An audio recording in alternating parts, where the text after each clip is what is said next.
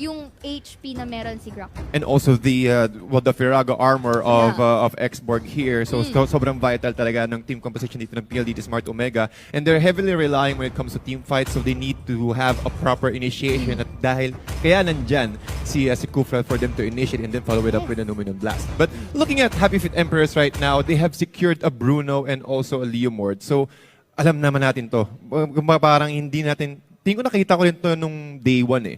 Nag-pick sila ng X-Borg and then a Leomord. So what happened was, nung pagka last insanity dito na X-Borg, biglang mag-a-arrival si Leomord. And with that arrival, you will gain a massive amount of movement speed, making it easier for you to use the Phantom Steed and then breach the backlines instantaneously. Definitely. So both teams have a very good draft on team composition. So early predictions mo tayo in terms of drafting? In terms of drafting, not as a whole, I'll go with Happy Feet Empress. The reason why I said that, it is because they have the Harith. Alam naman natin. Ako mage fan kasi talaga ako. Mahilig ako sa mga mage because you will have the early potential na mag-power spike kagad. Yes, early advantage at that. And of course, ladies and gents, we are here already in the battlefield between two sides. At mukhang napaka-early aggression here. Burn into a corner, sticking will HAZE be able to get it. First blood comes early with PSO right here, but DOGIE will be trying to retaliate with that damage. But looky here, Kufra with the bouncing ball to actually prevent him from getting a kill. Ang ganda ng pagkakakontrol dito ng PLDT Smart Omega, utilizing the charge of HAZE here, assisting two heroes already. And right now, mukhang nagkaroon tayo ng off-cam kill here on the bottom lane. Kenji taking down Daniel on his Bruno. And we need to keep in mind the emblems of Happy Feet Emperors, dalawa ang naka-bounty hunters sa kanila. So they need to funnel all of their resources to both of these heroes to be effective or to be much more stronger pag umabot tayo ng mid-game. And so far, the momentum for the earliest game is on to the side of PSO. But still, masyadong maaga para mag-conclude because this is the usual thing that happens. Every after clash, you go back and take your resources. Pero nakita natin, dito si DOGIE mukhang namumula ang kanyang health as Kenji and HAZE goes for that read and again going for that. Yep, as you can see, Kenji utilizing his Molten Sights, pulling this X-Borg near him.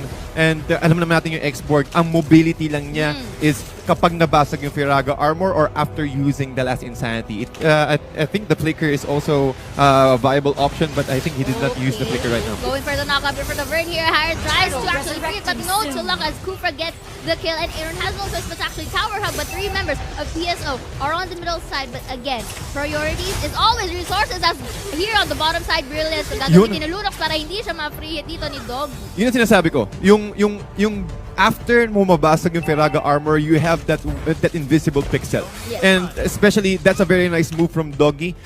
Not going backward, just going sidewards. Dun sa cliff na alam niyang hindi makakapunta kaagad yung PLDT Smart Omega. But then again, you see the aggressiveness of PLDT Smart Omega right now. They're not stopping. Looking at the network, they're on a lead with 2K network right now. Another knockup for heat right here. Look, so far so good pagdating sa pag-engage talaga dito ng Kufra natin. And may tatamaan talaga siya. Meron talaga. And you know that HFE cannot afford another kill. But again, with the chaos assault of Lunox, naabutan pa rin. Naabutan pa rin talaga siya habang dito sa middle lane. We have Burn being caught out by 3 enemy heroes. Kenji mukhang hindi nag-extend ng gusto yung kanyang Molten Sight because of those creeps right there. But here comes the rest of the crew. We have Happy Feet Emperors, DOGIE and Renegade helping Aaron, being able to push out PSO away. But you know, the turtle is still up for grabs. That's magandang call dito para sa side ng PLDT Smart Omega to take it first rather than to be greedy. And but again, looky here, there's an attempt to actually get the buff at mapupunta kay Lolita. Will be getting that, but on the get-go, it was a very good strategy for PSO to delay para hindi ma-potentially contest ni HME. That's true. Ang turtle. Yeah, it is a very good positioning here from PLDT Smart Omega. Talagang sinisecure nila. Kailangan, alam natin na mayroong big possibility na ma-contest. Luminous Blast kay HAZE, but again, with the movement speed from Renegade after using the Phantom Steed, making it difficult for them to hit. And hindi pa niya kayang isugal yung kanyang flicker. Looky here, medyo lumikot si Kuya Matams right here, but with the knockup right there, an arrival will be used by Carl TZ. Brilliant gun will be used para makapag-tower dive, and Daniel with a low break of health, mapupunta sa kamay na nila. And also with that turtle buff, ladies and gentlemen, ang sakit ng Chaos Assault niya. So one of the reasons why na umikot dito si Kenji kasi yung dash ni Bruno, talagang umiikot talaga siya. So again, I think he was mid-air habang ginagawa niya yun. But DOGIE right now with the arrival, but looking forward here, Heat in the upper left-hand corner. Nationalized Insanity. They're trying to go and aim the Lunox, but Lunox able with the Order of Brilliance into the Zaman Force as well. Aaron able to catch one out. Renegade with the nice arrival here. Cartesi might go down. He will go down. And Heath will be the next target. He's trying to run away inside the Brushes area. The jump.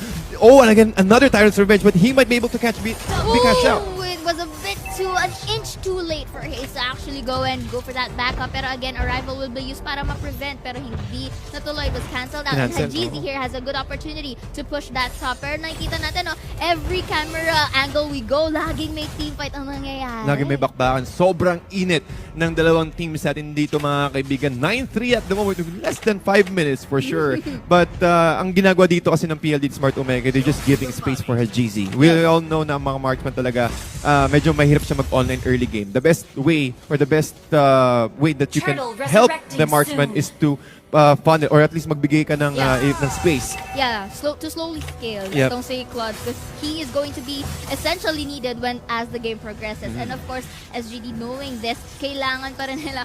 Objectives is still the key. Yun pa rin ang focus nila dito. And of course, maganda ang job nila when it comes to delaying ang reaction time ng Happy Feet effort. Yeah, and right now, another objective been taken out by PLD Smart Omega. Cartesi nakuha na ang kanyang turtle buff.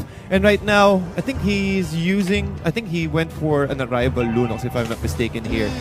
But Speaking of arrival, mukhang dalawa ang mag-arrival dito sa ating bottom side. Brilliance will be used to Lunox to go away from misery. Last insanity rather. Walang matatamaan doon, and it was a good attempt to defend the bottom tier tower for the side of HFE. At apat kaagad yun na force ng reaction dito ng PLD Smart Omega. And where is the turtle buff? Mukhang na-contest pa nga yata ng PLD Smart Omega dito. Kenji with the emotes. They're trying to psych out Happy Feet Emperors right now. But with that block from Vern, that will end the engagement for a little bit. Yes, and of course, Luminum Blast is going to be charged. But isa lang ang mahuhuli. And last insanity will be used for up to Nolux. They still managed to destroy that middle turret tower. And again, looking here from the blazing duet of the Claude here.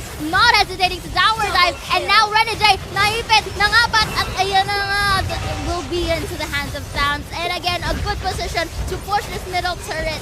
And that is one of the reasons why na highly contested talaga dito ang taas ng ban rate ng Kufra, because with the Tyrant's Revenge, you will get the surprise factor eh. Hindi mo, pwede kang mamili kung uunahin mo ba yung tank sa harapan o uunahin mo yung tank sa likod. Bihira ka lang makakuha ng option for that if you're playing a tank. And with this kind of decision, PLD Smart Omega funneling, gathering 10,000 net worth lead away from Happy Feet Emperors, and they have the map control right now. Speaking of map control, and they are abusing this type of control as they steal away all the resources na pwede pang makuha na HFE. But here, DOGIE tries to actually go and harass them, but mukhang confident na si Hiti turn to actually entering bouncing ball will be used, and Lunox will be going for that kill. Blazing duet again for HAZE, but they will not be able to get it. But in return, the Chaos Assault from Lunox will be taking the Harris down. Ang sakit talaga ng Lunox na naka-turtle buff. And with that, another objective will be taken by PLDT Smart Omega.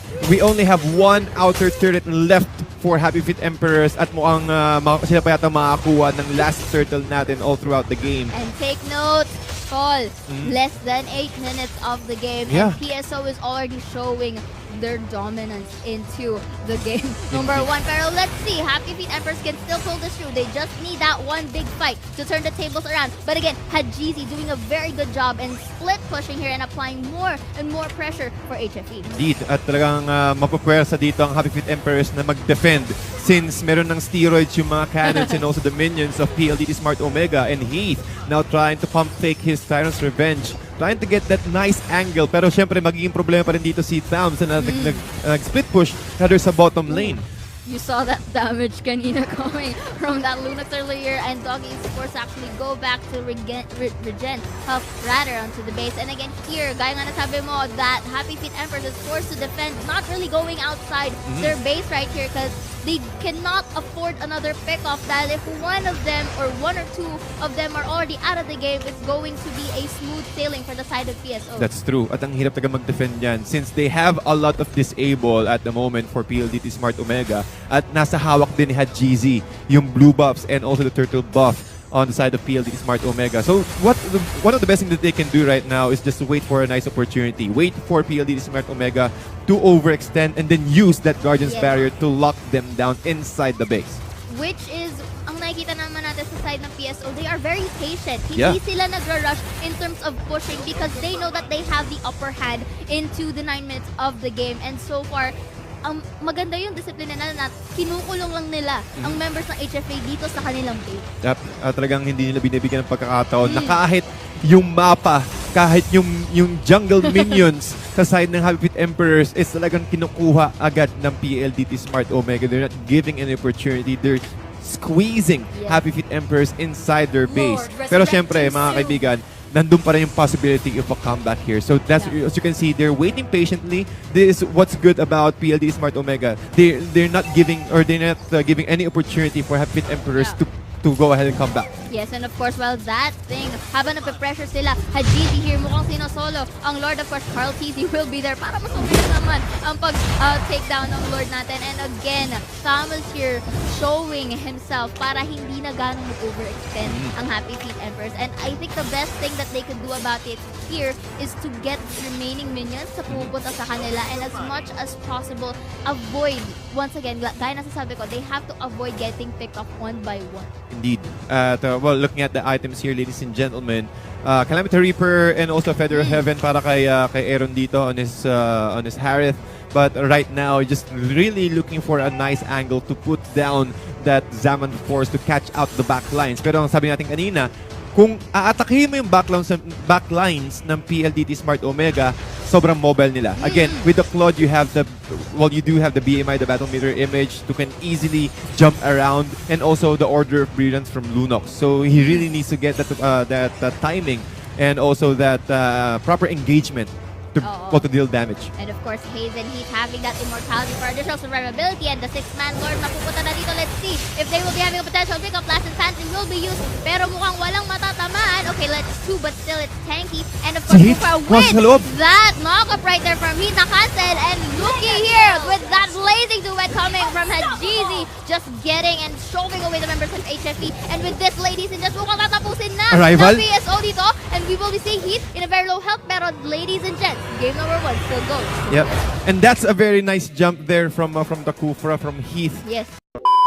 Lunox and the Claude. Gaya nga nasabi nila, no? Why would you fix something that is not broken? So, at dahil nga naban lang yung Lolita, yun lang naman yung maiiba eh. And still with the same alternate, which is the Hylos, na parehas din namang tank, na parehas din naman na makakapagbigay sa'yo ng good initiation when it comes to team fight. And of course, look here, Jawhead. Jawhead pick dito para sa Happy Feet Emperor. Sabi nga naman natin. Tol, ano yan eh, kumbaga, well, you can use it defensively or aggressively. Pwede mong ibato yung kalaban mo to get, or pwede, for example, which is the Kimmy, which is medyo risky, pero tingin ko dahil dyan, kaya sila nag-flicker, which is, you can get, kung sakali magiging critical type ka na Kimmy, mas madali ka maka-dish out ng damage kasi ma-slow mo siya agad with the Raptor Machete if they decided to go for the physical damage Kimmy. And also, you can save your ally just in case na pwede siyang kung sakali may nahuli yung PLD Smart Omega dito. But again, mga kaibigan, sabi nga natin kanina na ang Happy Feet Emperors talaga yung maraming hero pool. Kasi sila nagpapakita ng Ruby, ng Hylos, ngayon meron na silang, Zast previously, also, and also right now with the Jawhead. But let's see if the draft is enough for them to win and also make a comeback para sa side ng Happy Feet Emperors. And PLD Smart Omega are quite ready with this draft. Almost the same draft as Game 1. Of course, again, still going back onto the middle side, you have really no space to dilly-dally. At dahil nga dyan, we are seeing 3-man people of HFE dito naman sa gitna trying to pressure out and forced to tower hug etong si Lunox right here. Early invade for Happy Feet Emperors, taking down the green and then transitioning down to the blue. I'm liking the strategy here because syempre mawawalan ng extra resources when it comes to the the side of PSO right here. And ayan na nga, going back dito. Ang ganda ng pagkaka-transition nila from the mid to the bottom side. And actually cornering HAZE right here. HAZE uses his flicker. Oh, but look at that low health. And with that free hit off of first blood, ang Kuya Claude. Ay, kitang-kita naman natin mga kaibigan. A very good example of that rotation. Happy Feet Emperor showing their prowess. HAZE with the Ring of Punishment, but Daniel is also there, really ready for them to push back HAZE just in case they decided to at least contest. Yes, and with that, mukhang binabouncing mo lang ni Kuya Mojito sa Selena. But it's okay. This is a good thing for Happy Feet Emperors though, kasi they took advantage of the lesser people from PSO dun sa may bottom side, which was not enough for PSO to have that kind of aid. Yeah. But ngayon mga kaibigan, Abyssal Arrow, tumama dun sa may minions.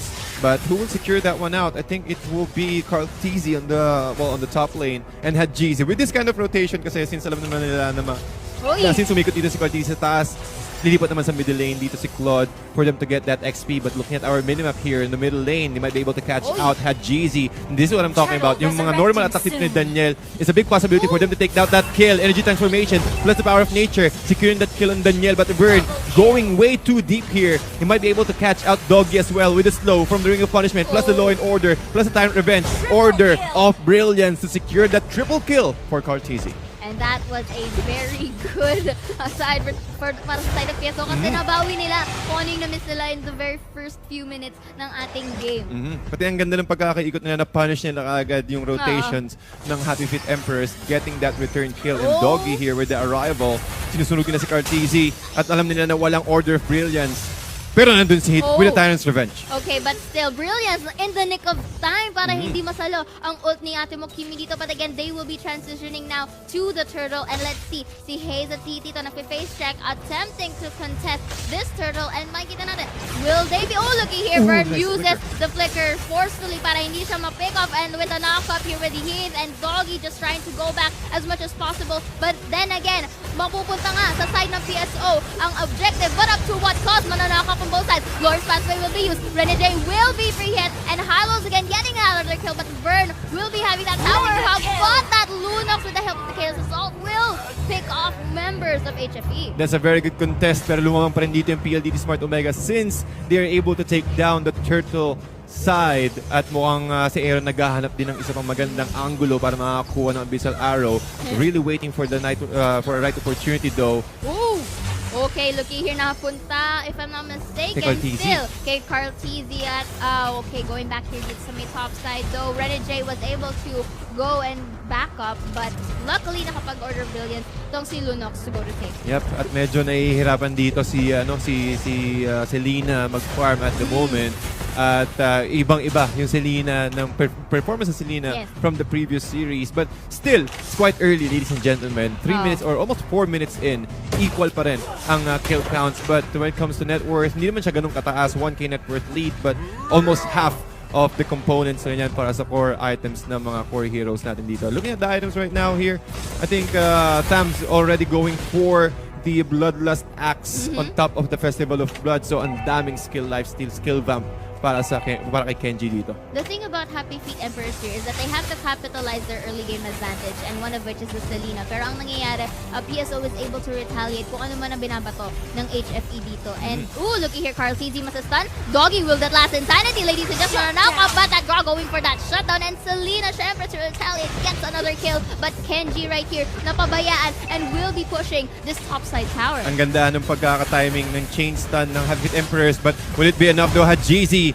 looking for another target here. DOGIE will go down 15 seconds on the death timer. Daniel really moving alone here. Medyo yung arrow hindi tumama, but it is enough for them to push back HAZE and not go for that initiate. And meanwhile, we can see that Jawhead, pasimple lang din na split push dun sa baba. But of course, Tams know na any better at pupunta na dun. And again here, going back to the turtle side, Kimmy here starts already in attempt to get this. But Heath, HAZE, and Kartie are there to face check. And syempre, pipigilan na makakuha ng objective take. And we can see here, mag-bouncing ball si Heath, but hindi umabot ang pagkakamali. Yep, perfectly timing sa kanyang power of nature para mag-proc yung ancestral gift dito ni Vern.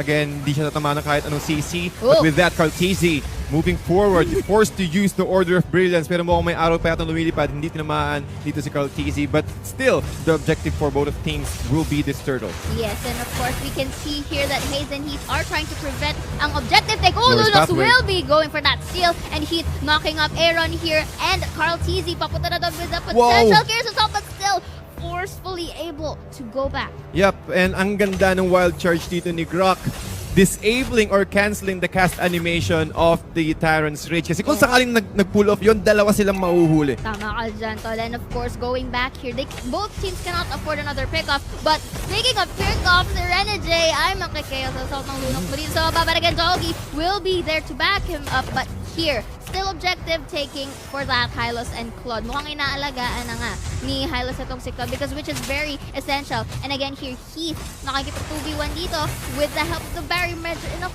to actually give him a bit of the damage, but it's not enough to actually fill him up because again, he is a tank. And of course, Claude off-cam just killing that Kimmy away to Misery. Mukhang delikado ang kalagayan dito ng Happy Feet Emperors. Unti-unti sila nakokontrol. Law and order and also the ring of punishment. Slowing down DOGIE. Here comes Rene J. Again, napakagandang ejector. Pushing him in a very tight spot plus the last insanity from DOGIE here. We'll be able to secure that kill. 8-8 ang score natin mga kaibigan, pero 5K na ang lamang dito ng PLDT Smart Omega. At si Carl TZ again taking all of their resources. The turtle takes sa side ng PLDT Smart Omega. Yes, and again, PSO knows any better na they are the type of, they have this kind of composition na can still be advantageous even though the late game progresses. And you know that HFE is getting into a pinch kasi unti-unti na silang nakokontrol ng PSO dito. And again, masa-stun dito si Heath, but of course there will be no engagement kasi simply he's attacked. And again, going back, Kenji here just tries to harass and poke Burn to shove him back away doon sa ating middle side. Pati ang ganda ng pagkakapositioning taga dito ng Happy Feet Emperors with the Tyrant's Revenge. Burn, that Chaos Assault will be used and to pick off again Grock. Ito na nga ba yung sinasabi natin na that's what Lunox is really vital here. Nabuburn niya kasi ang HP na meron si Grock doon. Pati ang sakit niyan eh. Isipin mo yung damage ng Chaos Assault, nag-i-improve yan kung ilang bulitas meron siya sa side ng Darkening. So kapag dalawa yan, mas masakit yung damage ng Chaos Assault. And with that, current moment, tingin ko medyo mabilis talaga mag-spike up yung power levels dito ng ano. Okay, we are seeing right here, mukhang hindi mahuhuli, hindi manakap si Heath, but looky here, 4 members ng PSO ay nasa gitna rin. But again, they're still separate, still dispersed, and Lunox here just stealing. Uy! Hindi ko nakita yun, but again, going back here into the bottom side, the Claude still was able to free hit the Jawhead and again to push the bottom tier tower. Bagal na ni Vern. Ilang stacks na siguro ng Ring of Punishment to. Sobrang bagal na kanya. Pati,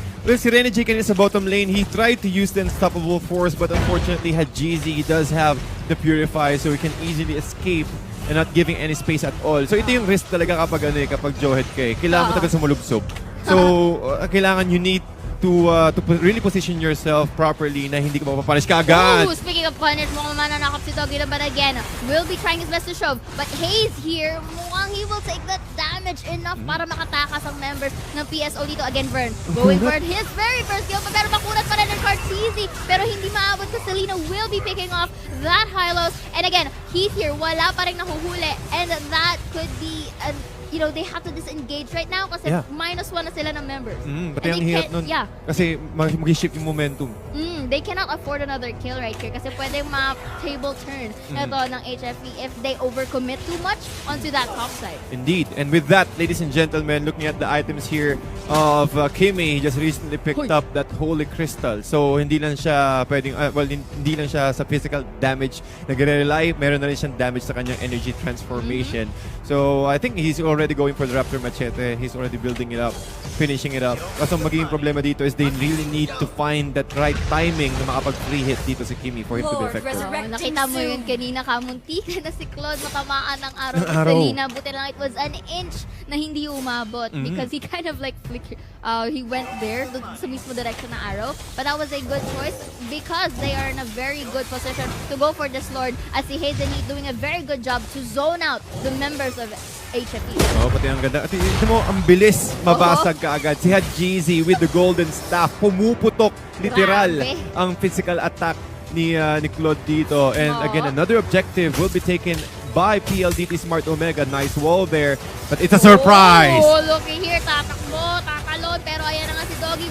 Try again to show away the members of PSO, which is a good job. Pero again, we know that PSO has this patience. So it doesn't really bother them kung mapupush nila away because they can go for another reset and again, go for a potential team fight. Yep. Pero ngayon, medyo naghahanap ng magandang timing ang dalawang teams dito since they knew that the Lord is already marching into the bottom lane. Doggie, without the Firago armor, giving him a little bit of opportunity to run away. Oh, yung backlines dito si Kenji. Napakagandang ejector.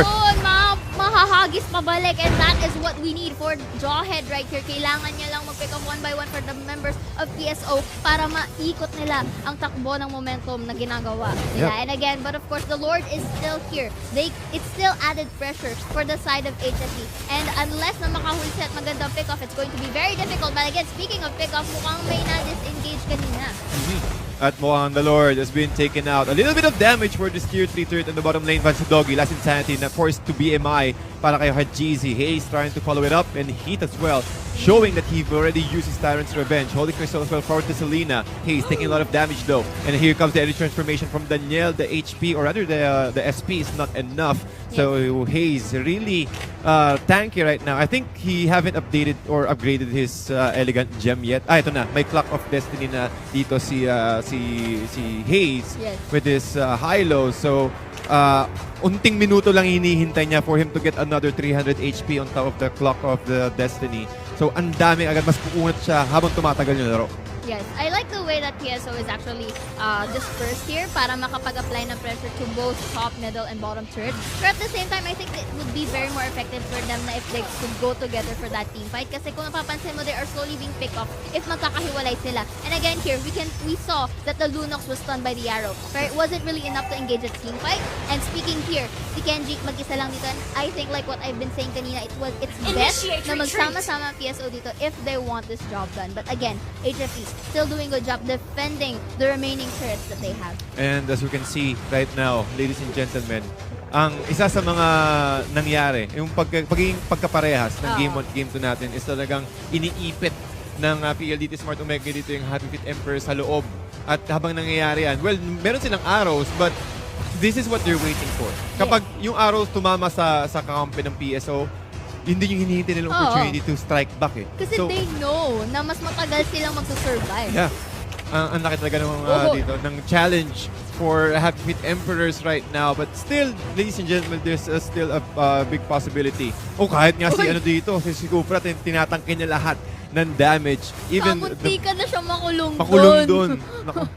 Grabe, dahil if nakulong siya doon, it could be a potential. Kahit sabihin natin may immortality siya, it can be a good -1 pick-off for the side of HFE. Pero but then again, they have to be very careful. Kasi PSO, they're still, inihintay kasi nila na magsimula ang HFE kasi doon sila makakabawi. Totoo yun. Kasi ang riskiness dito ng PLDT Smart Omega na kapag sila ang nag-engage, malapit dun yung turret. Yes. And kahit gano'n ka kakunat, pero pag nakailang hit sa'yo yung turret, lalambot ka pa rin. Yun din yung hinihintay ng Happy Feet Emperors dito. As you can see, really kudos for Happy Feet Emperors right here, really patiently waiting for PLDT Smart Omega to make a mistake. Yes, but pero, up to what extent ba sila maghihintay dito? Kasi sooner or later, something is bound to happen here that can be in the favor of Emperors or not so much. Pero makikita pa rin natin dito, and again, the Lord, makikita natin sa ating baba ng screen, is already spawned. And again, of course, PSO having this map control, aabusuhin na lang dito. Because HAZE is already in position to take that Lord. And HFE knowing this, papunta na sila doon. But then again, the Kufra and the Lunox are here to zone out